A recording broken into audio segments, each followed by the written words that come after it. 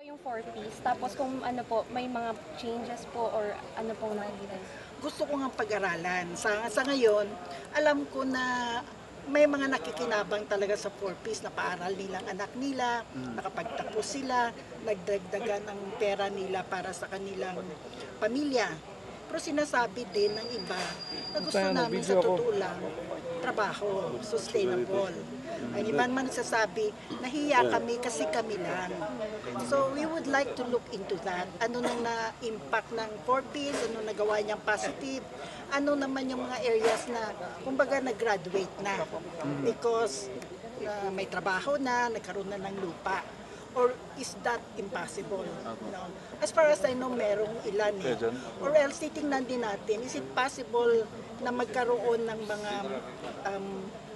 beyond 4-piece, ang mga beneficiaries should also be able to organize themselves into cooperatives or other livelihood programs and projects so that eventually, they would be able to take care of themselves.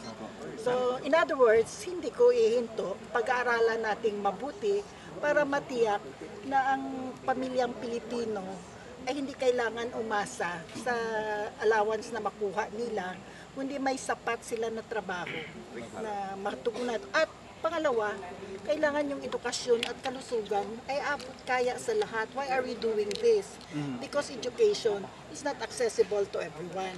Because health is so expensive. So, ganoon yung kombinasyon.